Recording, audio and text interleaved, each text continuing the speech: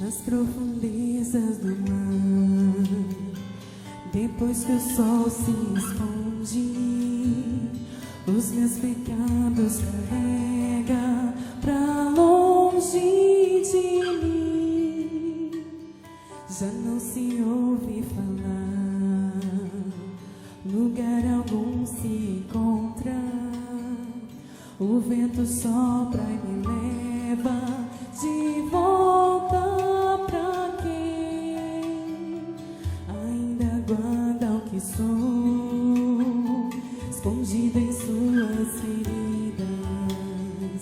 Não pra mostrar que fui longe, mas pra lembrar que não há limites pra ensinar o que é o amor. Pois sendo eu culpado, tomou minha sentença sobre si e me salvou. Isso é amor.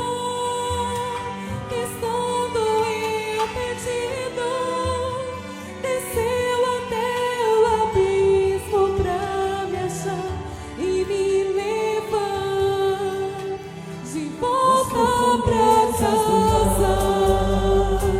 Depois que o sol se esconde, os meus pecados carrega pra longe de mim. Já não se ouve falar, lugar algum se encontra. O vento sopra, leva de volta pra quem ainda guarda o que sou, feridas. Não pra mostrar que fui longe, mas pra lembrar que não há limites pra ensinar o Meu amor, pois sendo eu culpado, tomou minha sentença sobre si e me salvou. Isso é amor. Estando eu perdido, desceu até o abismo pra me achar e me levar. Isso é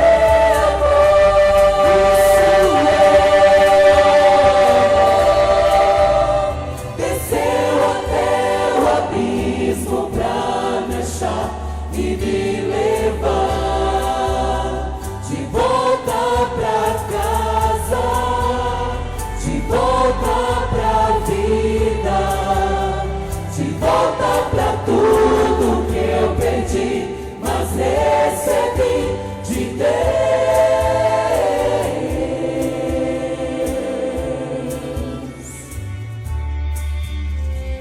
Isso é amor, pois sendo eu culpado, tomou minha sentença sobre si e me salvou. Isso é amor, que estando eu perdido, desceu até o abismo pra me achar e me levar de volta pra casa.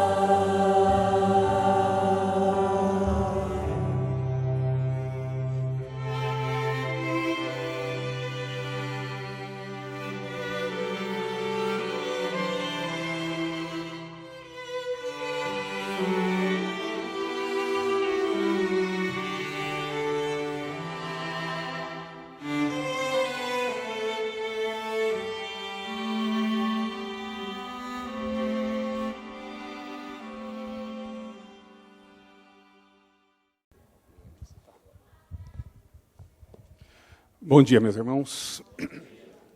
Quero agradecer o convite. Na verdade, agradecer essa acolhida tão amável desde ontem, né, que tenho recebido da igreja, do conselho, mas especialmente o convite para falar aos irmãos nesta manhã. Entendo que é um ato de extrema confiança do conselho, do reverendo Honório, ao ceder o púlpito a alguém, obviamente, ele está depositando em mim uma grande confiança. Espero realmente honrá-la esta manhã, obviamente, para a glória de Deus.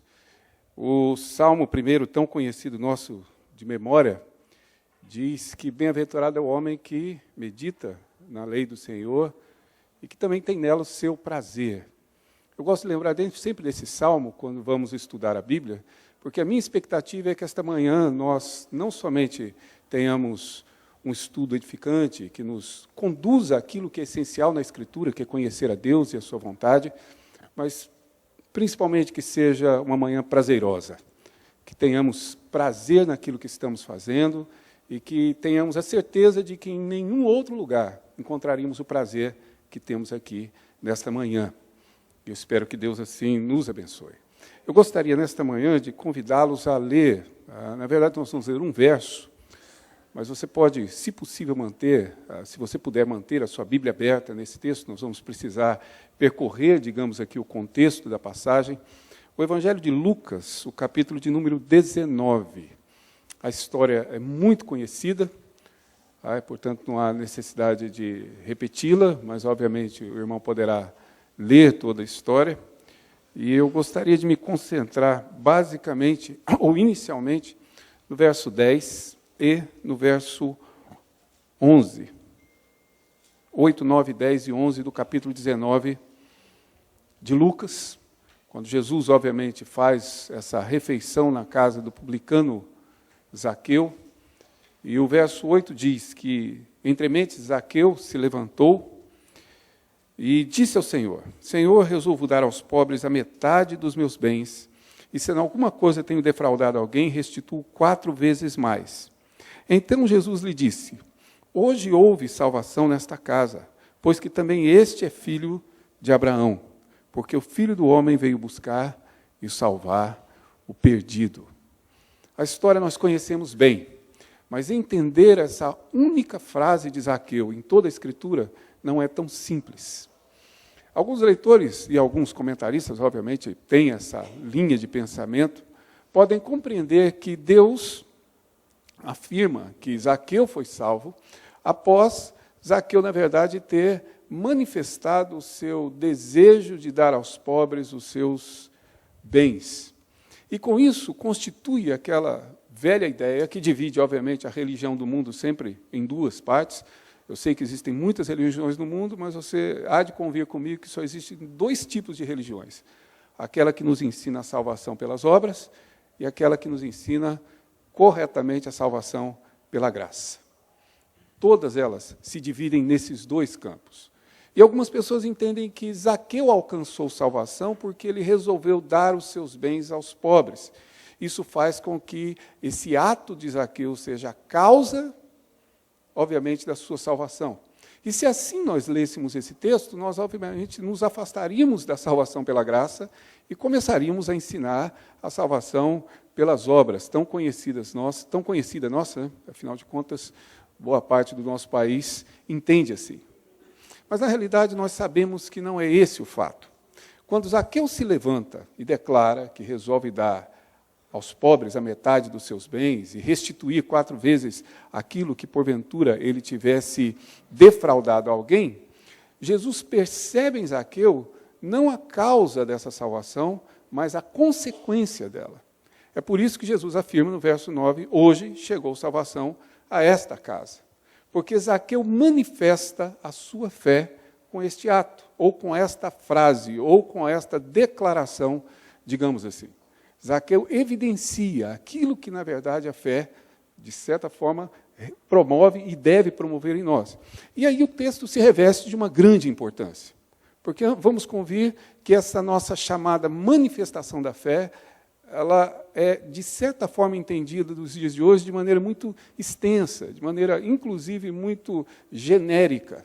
Para algumas pessoas, a fé se manifesta porque, na verdade, eu dou meu dízimo e a minha oferta.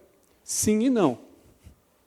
É possível, sim, que nós manifestemos a nossa fé quando entregamos e adoramos a Deus, como cantamos aquilo, com tudo que sou, tá certo?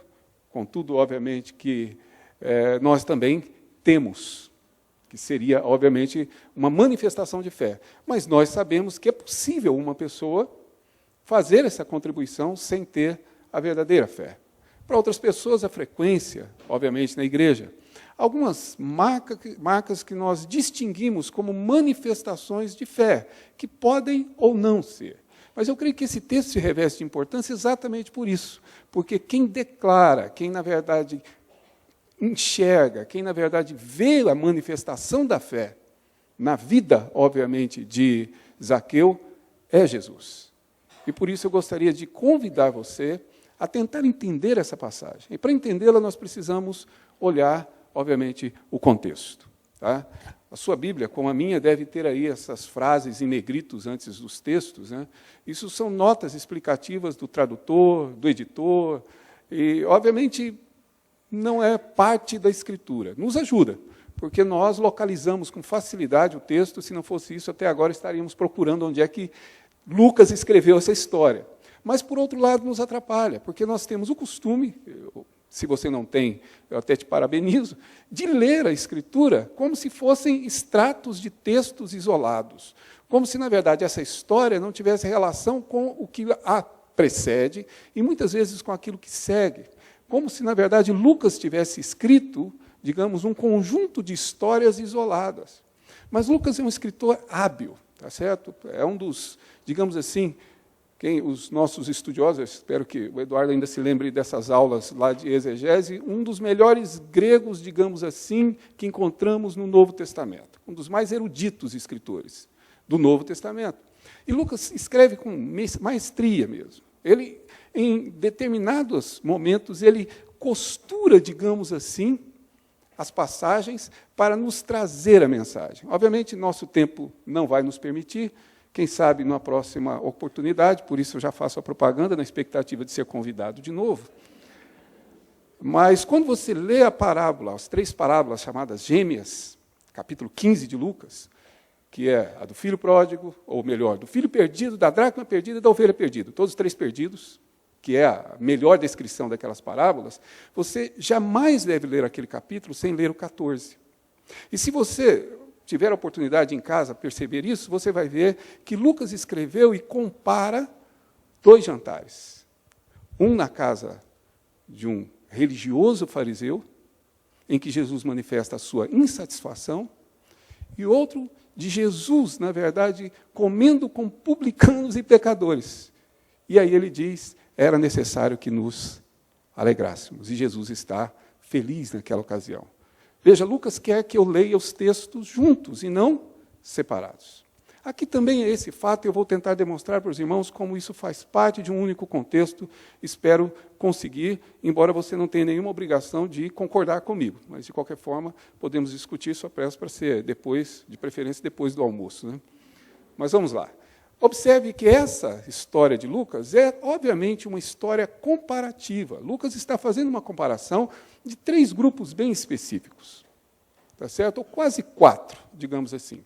Essa história começa, na verdade, ou pelo menos esse contexto, começa no capítulo 18, se você puder observar, em que Jesus abençoa as crianças. E aí nós temos um tema central para essas passagens. No verso de número 17 do capítulo 18, Jesus diz, em verdade te digo, que quem não receber o reino de Deus como uma criança, de maneira alguma entrará nele. Qual que é o tema sendo tratado aqui? Essa figura de linguagem de entrar no reino de Deus. Tá certo? Mas entrar no reino de Deus é sinônimo do que vem logo depois. E Jesus compara, sim, criança com o jovem rico. Verso 18, que se aproxima de Jesus e diz, Senhor, que farei para herdar a vida eterna? Herdar a vida eterna é, na verdade, uma outra figura de linguagem para descrever a mesma verdade. Não há diferença entre entrar no reino e herdar a vida eterna. São duas maneiras de dizer o mesmo fato. Tanto é verdade que, se você prosseguir, no verso 26, Jesus, depois que o jovem rico vai embora triste, diz: quão dificilmente entrarão no reino de Deus. Ele não diz quão dificilmente herdarão a vida eterna, que foi o que o jovem rico falou. Ele diz quão dificilmente entrarão, porque o conceito é o mesmo, a ideia é a mesma. E entra, então, um terceiro, digamos, conceito, uma terceira figura de linguagem para descrever aquilo que Deus, obviamente, opera em nós, e você vai perceber isso logo depois no verso 26. E os que ouviram disseram, os discípulos, obviamente, sendo assim, quem poderá ser? Portanto, salvação, entrar no reino e herdar a vida eterna, são três conceitos iguais, digamos assim, formas diferentes de dizer a mesma verdade. E é por isso que nós lemos no capítulo 19, Jesus dizendo: hoje houve salvação. Percebem? O contexto aqui é sobre salvação. A ideia dessas passagens que ele costura, esses eventos, é para que nós tenhamos uma ideia dessa entrada no reino de Deus, dessa vida eterna que deve ser herdada. E é isso que lemos, digamos assim, dentro desse contexto. Além disso, Lucas faz, digamos assim, uma costura um pouco mais sensível aqui. Tá? Você vai perceber que são três atitudes diferentes. Primeiro, de um religioso judeu, jovem, rico. Jesus pergunta ao jovem rico, quando ele diz que farei para herdar a vida eterna, Jesus diz: você cumpre a lei? E Jesus cita a segunda tábua da lei. Pode ler, que é exatamente isso. Não matarás, não assassinarás, não adulterarás, etc. Aquele conjunto de leis ou que compõe a segunda tábua dos 10 mandamentos. E o que o jovem rico responde, nós sabemos, ele diz: tudo isso eu observo desde a minha infância. Então Jesus diz: então te falta a primeira tábua. Que, aliás, já é uma lição bastante importante. Quando Jesus pediu para o jovem rico, na realidade, deixar todos os seus bens, ou dar todos os seus bens aos pobres e segui-lo, Jesus não estava tentando resolver o problema da pobreza em Israel, porque não seria resolvido, por mais que esse jovem tivesse grandes recursos financeiros. Jesus estava tentando resolver o problema do coração do jovem rico, que ama mais as riquezas do que ao próprio Deus, que não cumpre a primeira tábua, amar a Deus acima de todas as coisas. Por isso, vende tudo que você tem, vem, segue-me. Ame a Deus acima de todas as coisas, inclusive do seu grande patrimônio. E o texto nos diz que ele não faz assim, que ele rejeita a pessoa de Cristo, que ele rejeita, obviamente, a salvação, que ele rejeita a vida eterna, que ele rejeita, na verdade, aqui os próprios mandamentos de Deus a favor da sua riqueza. E veja bem, a religião não foi suficiente para resolver o problema do coração do jovem. Percebem? Essa é a atitude do jovem rico. Quando o jovem rico vai embora triste, Jesus diz: quão dificilmente entrará no reino dos céus um rico. Tá? E faz aquele discurso que nós conhecemos, daqui a pouco voltamos a ele, do camelo passar pelo buraco da agulha, e diante disso, os discípulos dizem, bem no final, se você puder observar, 28, Pedro, falando em nome dos 12, sempre, não podemos atribuir aqui somente a Pedro a culpa, obviamente ele fala em nome dos 12, e ele diz o quê? Eis que nós deixamos nossa casa e te seguimos. Bacana isso, né? Parece uma declaração de adoração. Não fosse o Deus que lê corações. E a resposta de Jesus evidencia o que se passava no coração e na mente de Pedro e dos demais discípulos. Jesus diz logo depois: Pedro e aos demais, em verdade eu digo que ninguém que tenha deixado casa, ou mulher, ou bens, ou seja lá o que for, não receba no presente muitas vezes mais, e no mundo por vir a vida eterna. Se eu puder traduzir isso no bom goianês, que também é um bom mineirês, né? A nossa linguagem aqui, dessa nossa região tão próxima, o que Pedro fez foi perguntar para o Senhor, dizer ao Senhor: Senhor, eis que nós deixamos tudo por tua causa, e a pergunta é: o que é que eu levo em troca? Qualquer semelhança com os nossos dias não será mera coincidência. Tá? Porque eu já ouvi, ninguém me contou, eu estava assistindo nesses edificantes programas religiosos que nós vemos na televisão, E tem um amigo meu que até é bastante interessante, ele diz o seguinte, que ele já falou para o pastor dele, quando ele briga com o pastor, fica com raiva do pastor, ele vai para casa, liga a televisão e assiste um desses programas, ele faz as pazes com o pastor na hora. E esse anunciava dizendo, dê tudo a Deus, que Deus é obrigado a te dar tudo. Como se Deus pudesse ser obrigado a qualquer ação humana. Mas não é muito diferente do que Pedro está dizendo aqui. Senhor, eu não sou como o jovem rico. Nós deixamos nossa casa, deixamos nossas mulheres, deixamos nossos bens e te seguimos. E o que é que nós levamos em troca disso? Havia uma expectativa no coração dos discípulos. Vocês se lembram que, na realidade, a mãe de Tiago e João foi pedir para Jesus que, quando ele chegasse em Jerusalém, quando ele assumisse o trono de Jerusalém, é isso que passava na cabeça deles, que, na verdade, Tiago e João se atentassem uma direita, outro esquerda. Um seria ministro do planejamento e, com certeza, o outro da fazenda. Mas que eles governassem com Jesus, tivessem posição de honra. Era essa a expectativa. Então, aqui nós temos uma segunda atitude. A primeira, de um religioso, cumpridor da lei, tá certo? Que faz tudo conforme a lei determina, mas que não ama a Deus acima dos seus bens. A segunda atitude em relação aos próprios bens é dos discípulos, que dão os seus bens, mas esperam receber de volta o que investiram.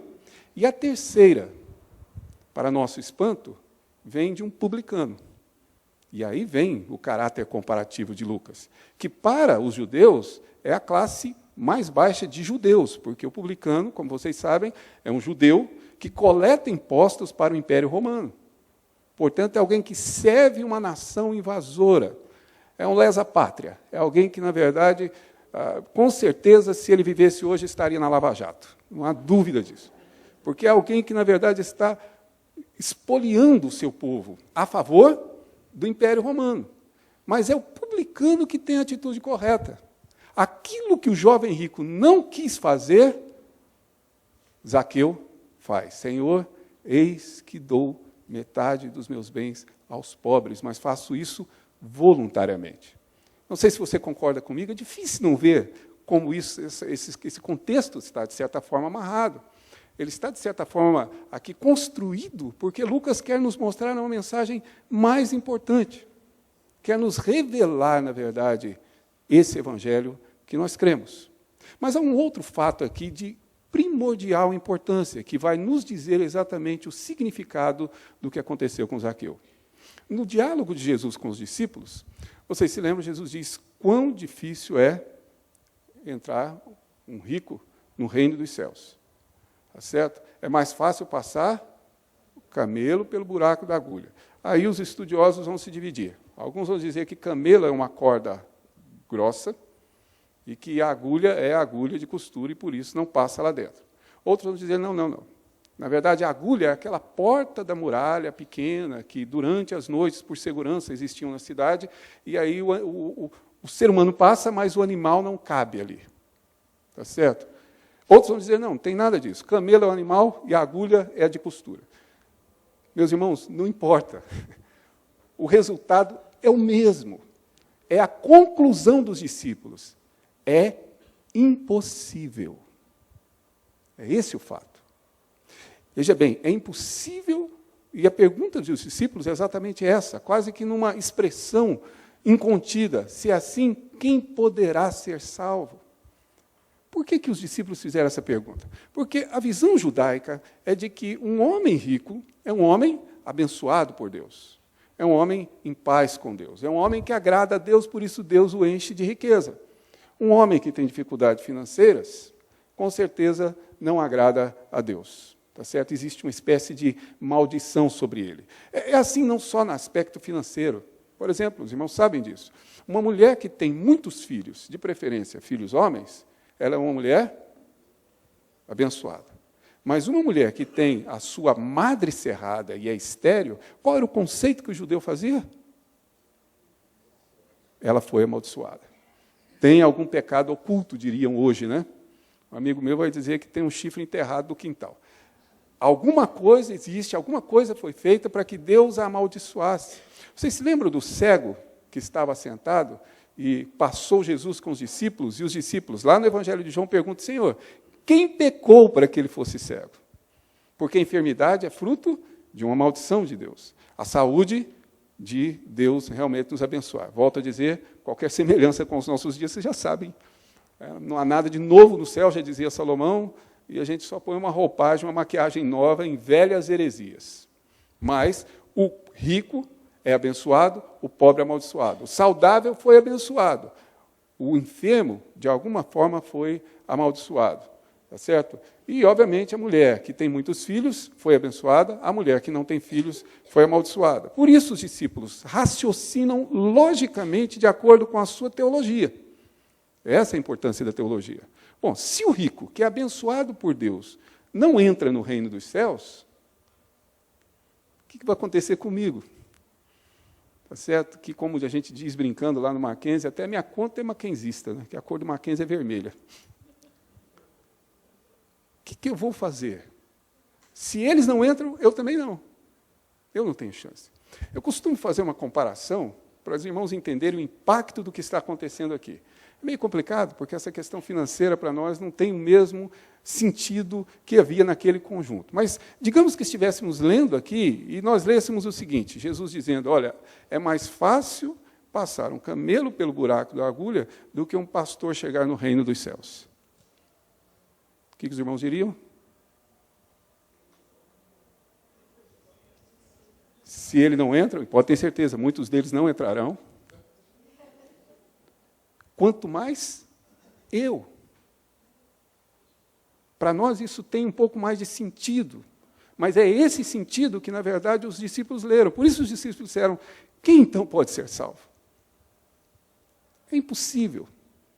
E aí vem essa frase fundamental, que para mim é o coração da passagem. Jesus diz, o impossível dos homens é possível para Deus. Duas verdades importantes.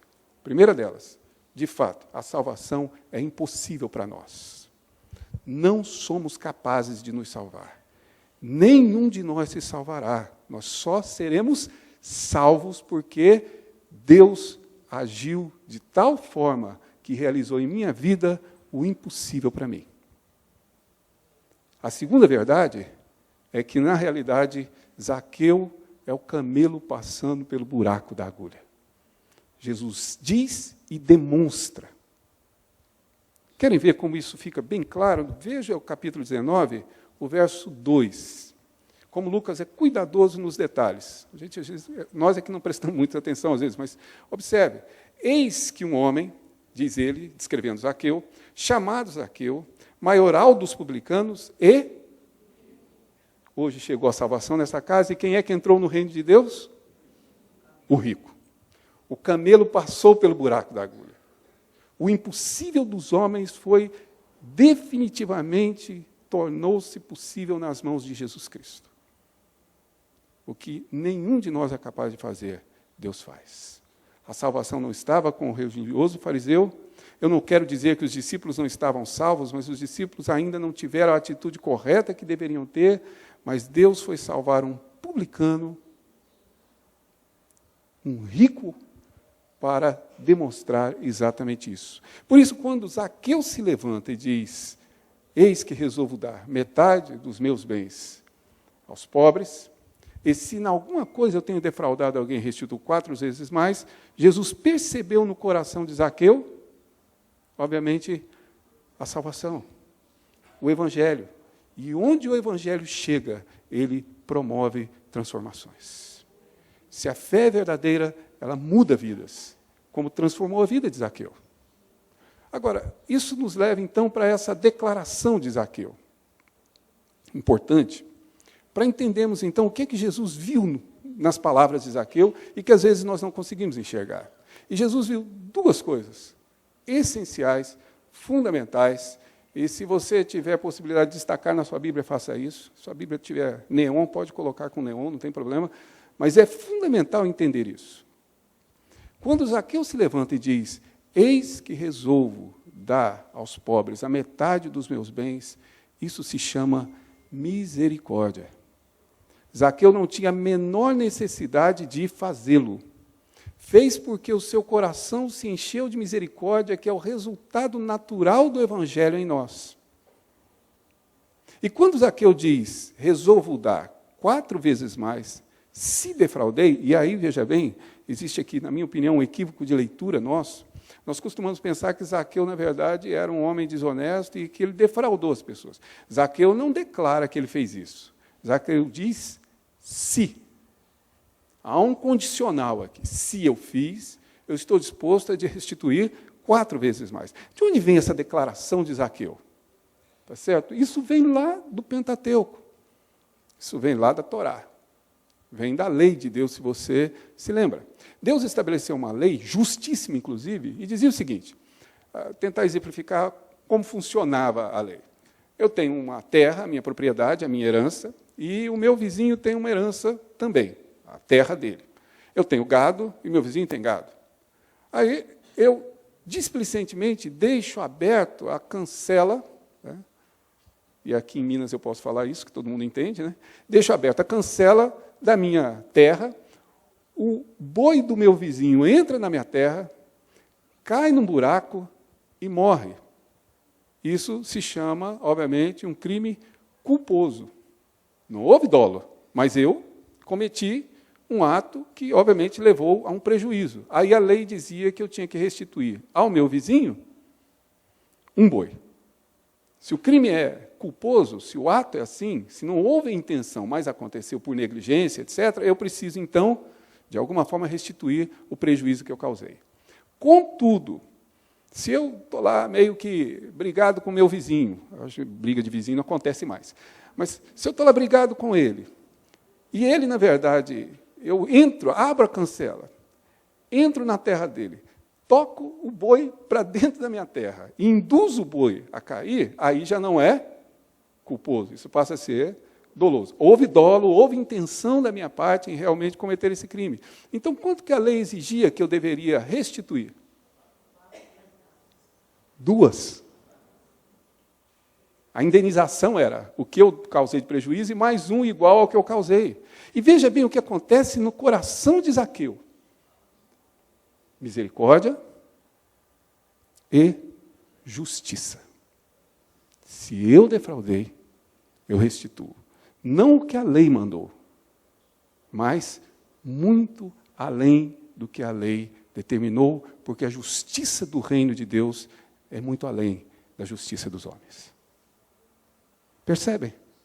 O que Jesus viu nas palavras de Zaqueu? Não alguém que estava tentando comprar sua salvação, mas alguém cujo evangelho trouxe ao seu coração misericórdia e justiça, que é a manifestação essencial da fé em Cristo.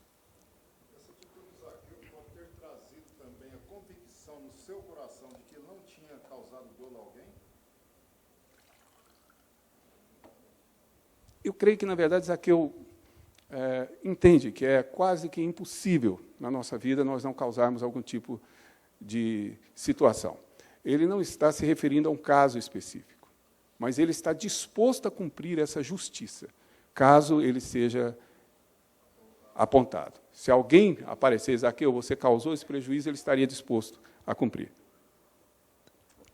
O importante, e o que o Lucas tenta mostrar, é que há aí uma disposição, e que, principalmente, o que Jesus enxergou na vida de Zaqueu é a chamada justiça e a misericórdia. E aí me permitam percorrer rapidamente com vocês alguns textos, embora sejam poucos, mas existem muitos outros, em que vocês vão percebendo que, nós vamos percebendo, na realidade, que justiça e misericórdia é isso mesmo. É a essência, de certa forma, da nossa fé. Se não, por favor, Salmo 85, onde o povo de Deus manifesta a sua esperança de uma sociedade justa, em que Deus restaura o seu povo, e na expectativa de que Deus os perdoe, de que Deus os restaure.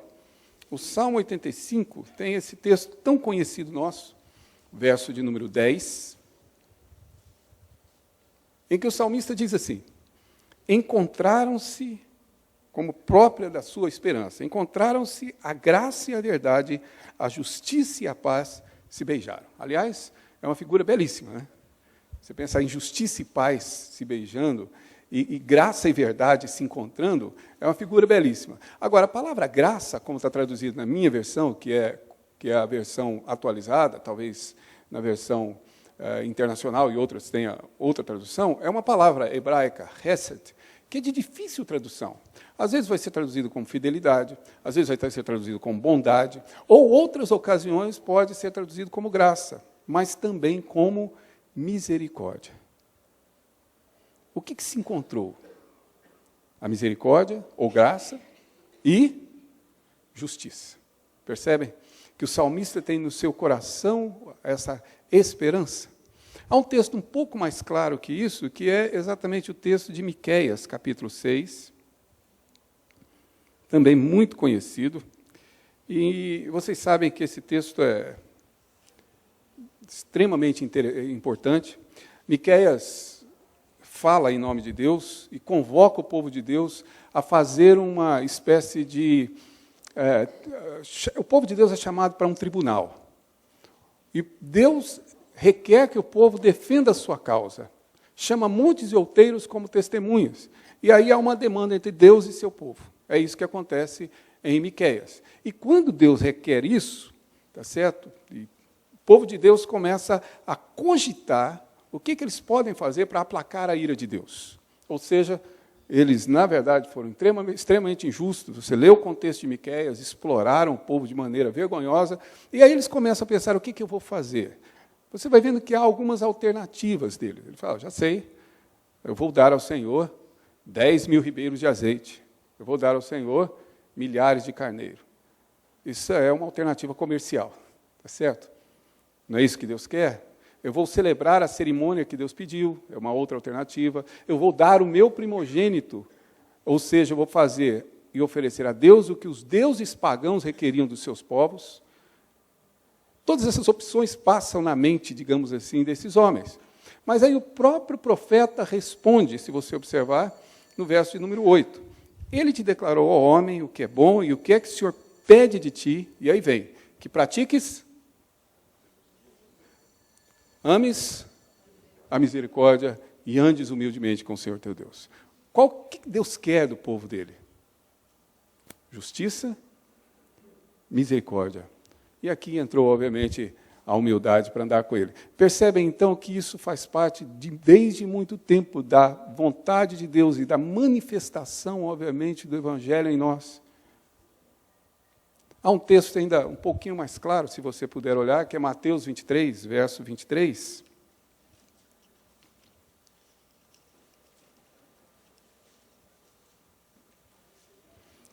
E são aqueles famosos ais de Jesus contra os fariseus. E no verso 23 está escrito, ai de vós, escribas e fariseus hipócritas, porque dais o dízimo do endro e do cominho, mas negligenciais os princípios elementares da lei. Quais são? Justiça, misericórdia e fé ou fidelidade. Ou seja, dá para entender o que acontecia. Tá? Deus jamais determinou que o povo de Israel recolhesse dízimo de endro, cominho. Você sabe, isso é planta que a gente tem no quintal, na janela, né? Em algum lugar a gente põe. Eu moro em um apartamento e na minha tem algumas plantas assim para poder fazer um tempero de vez em quando. E dá para imaginar o rigor do judeu, que ia ao quintal e dava o seu dízimo.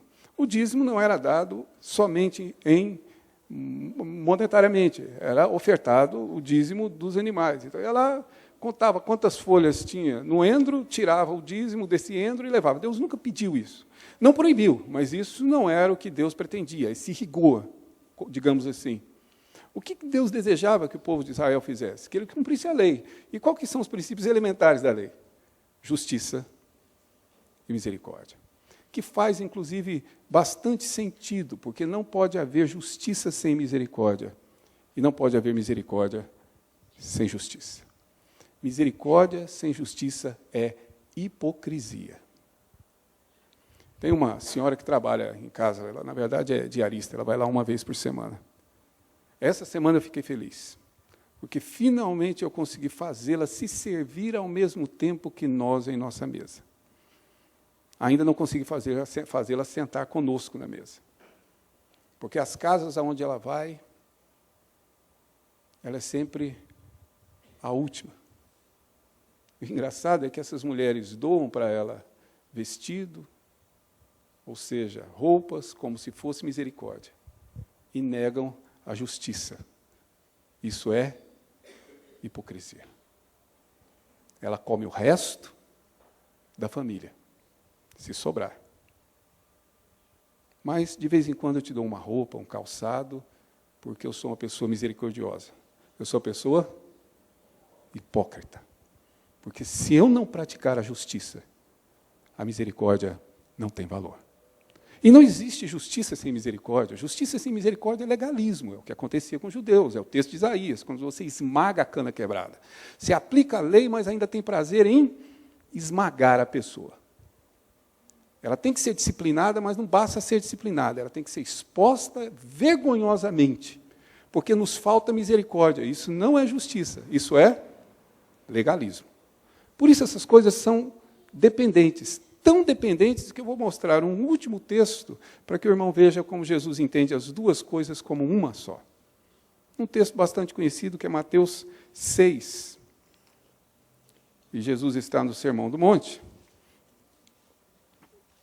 E Jesus diz: guardai-vos de exercer a vossa justiça diante dos homens, com o fim de serdes vistos, diz o verso 1. A justiça diante dos homens, que Jesus chama de justiça, é exatamente aquilo que é o conceito de espiritualidade judaico. Aquilo que identifica o homem como um homem justo. Mas é interessante isso, e eu vou fazer no sentido contrário para você entender. Quais eram esses sinais? O último citado por Jesus é o jejum, que a pessoa manifestava no seu semblante exatamente essa face que temos nós quase chegando ao meio-dia, no horário do almoço, né? Ou seja, ele deixava que os outros percebessem que ele estava jejuando para isso ser um sinal da sua espiritualidade. Aí Jesus disse: não, você quando jejuar, esteja bonito, impecável, e não demonstre aos outros aquilo que é uma relação sua com Deus. Mas era uma das maneiras de manifestar essa chamada justiça.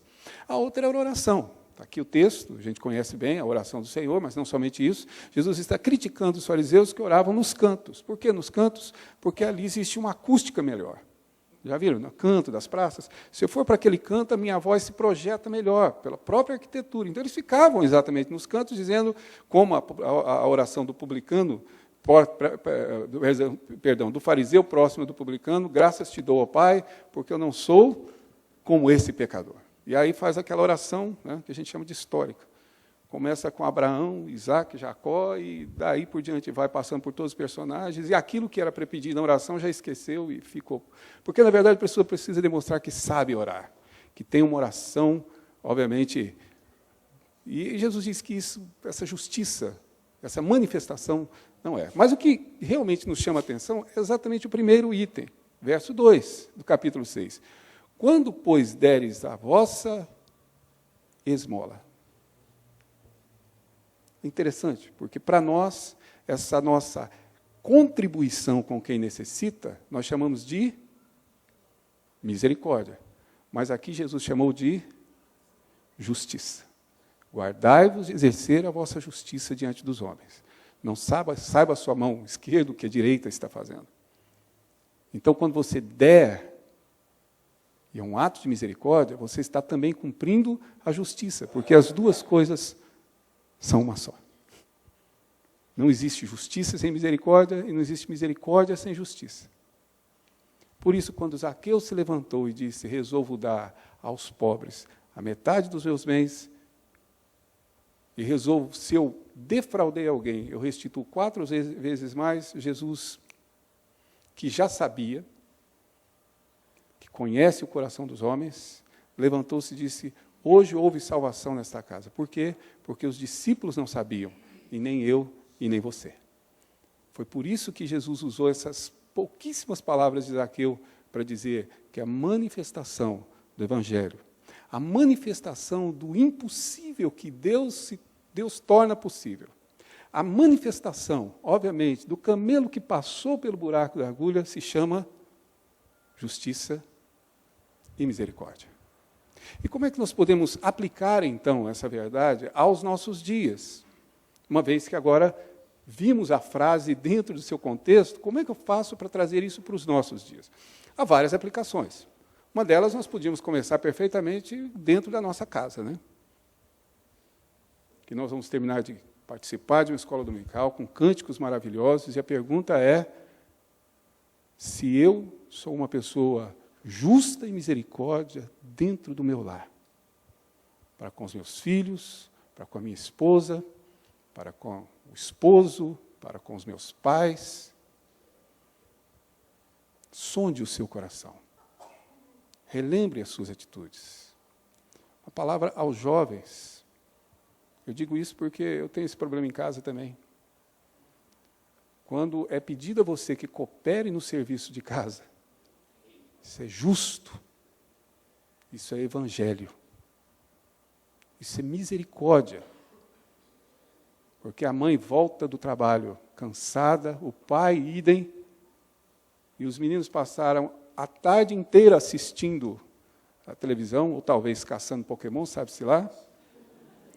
A pia cheia de vasilhas, a cama desarrumada, a meia no abajur e etc. E depois nós vimos a igreja, cantamos a Deus e achamos que aqui manifestamos a nossa fé. E lá estamos manifestando a ausência dela. Pode começar por aí. Jovens, adultos, idosos, todos nós somos pecadores. Seria uma boa aplicação. Poderia aplicar isso em termos de igreja. Estamos comemorando aqui o aniversário da igreja, e vamos ser francos, meus irmãos. Nem sempre a igreja é uma manifestação de justiça e misericórdia. Nem sempre a relação entre irmãos, e não tome a minha palavra como uma acusação, apenas talvez como um alerta. Nem sempre a relação que eu mantenho com os meus irmãos é de justiça e de misericórdia.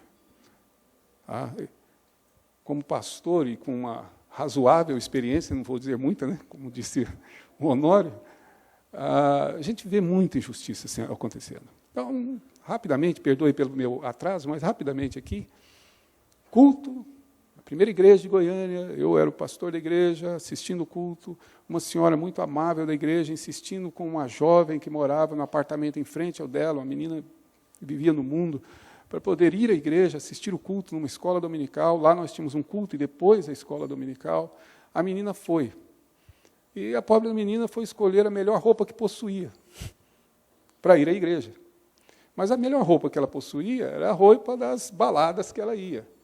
Então, obviamente, tinha um decote que descia até as profundezas da terra, né? Não era uma roupa assim, tão indecorosa, mas também não era uma roupa, digamos assim, que não chamasse a atenção. Mas a menina não era crente. Era a primeira vez que estava indo na igreja. Estava lá para ouvir a palavra. Ouviu a mensagem daquela manhã e ficou emocionada. Sabe? Deus provavelmente começou a trabalhar o coração daquela jovem. E então levantamos para ir para a escola dominical e ela perguntou à senhora, para onde é que eu vou, que eu quero ir? Para que classe eu vou? E quando saiu em fila, uma pessoa atrás dela, um homem, falou para que ela ouvisse, veja se isso é roupa de pessoa direita vir à igreja. A menina foi embora chorando. Até o último dia que eu estive na igreja, ela não voltou. Essa senhora não sabe quem falou, e acho que foi Deus que escondeu do meu coração, porque eu fiquei irado. Profundamente irado. Porque na igreja nem sempre nós somos justos. E nem misericordiosos. E a essência do Evangelho é justiça e misericórdia. Mas eu gostaria de aplicar, basicamente, como, obviamente, a Escritura aplica. Zaqueu não falou da sua casa e nem falou da igreja, até porque não havia, digamos, esse conceito de igreja, ainda estavam dentro do judaísmo. O que Zaqueu fez foi dizer, eis que dou aos pobres. E esse é o papel da igreja. E restituo 4 vezes mais, justiça. Meus irmãos, se a igreja não assumir o seu papel diante da calamidade que vivemos, não é o Evangelho de Cristo que manifestamos. Eu ouvi hoje aqui o aviso, falando que lá no FASE estão precisando de fraldas geriátricas. Isso é justo. Porque Deus tem te dado mais do que você precisa. E deixar essas pessoas passar necessidade é não manifestar o Evangelho de Cristo na sua vida. Isso é misericórdia. É impressionante o que vemos. O pastor falou do projeto, e à noite eu trago algumas, digamos aqui, alguns folders, vou deixar aí, se alguém tiver interesse para conhecer, mas um projeto que eu vi, do chamado Mackenzie Voluntário, aqui em Minas, mais ao sul de Minas. Havia lá numa cidade uma casa de acolhimento de crianças que sofreram abuso sexual e violência familiar, e eles são protegidos pela justiça, são tirados da guarda dos pais e ficam lá. Mas dá para imaginar como é que é a vida dessas crianças. Não tem escola, não tem vida social, não tem nada. Uma série de adolescentes, de meninas, eram só meninas, dentro de uma casa sendo cuidado por uma senhora. E aí o pastor e os líderes da igreja falaram, vamos fazer um trabalho? Me convidaram para ser parceiro, e nós fizemos, então, com eles, esse Mackenzie voluntário. O que a gente pode fazer? Depois da gente discutir bastante, eles falaram, olha, eu consegui a autorização do juiz, e nós vamos dar um dia de diversão para essas meninas. Tudo menina, pré-adolescente para adolescente, só. Fizeram um acampamento para essas meninas. Algumas delas nunca tinham entrado em piscina na vida. A SAF fez o almoço, os jovens fizeram as brincadeiras, oração, palavra de Deus, e foi ali que eu conheci a Daiane. 12 anos. No seu 3º mês de gravidez. Que cuidava do avô, que era um homem incapaz, mas fazia isso se prostituindo no posto da cidade, posto de gasolina, se vendendo para os caminhoneiros por R$10. Aquela menina creu em Cristo naquele dia. Foi acolhida pela igreja, que fez até um enxoval dela. E passou a cuidar do avô para que ela não tivesse necessidade de se prostituir. O que aquela igreja fez foi manifestar o Evangelho de Cristo. Só. Agir com justiça e com misericórdia. Se nós fecharmos nossos olhos para essa realidade, não é o Evangelho de Jesus que estamos vivendo. O possível de Deus não está se manifestando. Então, meu convite a vocês é que, como igreja, que comemora hoje seu aniversário, a sua existência, meu irmão, sinta-se desafiado a ser uma pessoa justa e misericordiosa. Sinta-se desafiado a viver o Evangelho de Jesus. Sinta-se desafiado a sofrer no seu coração as transformações maravilhosas que Deus operou no coração de um publicano.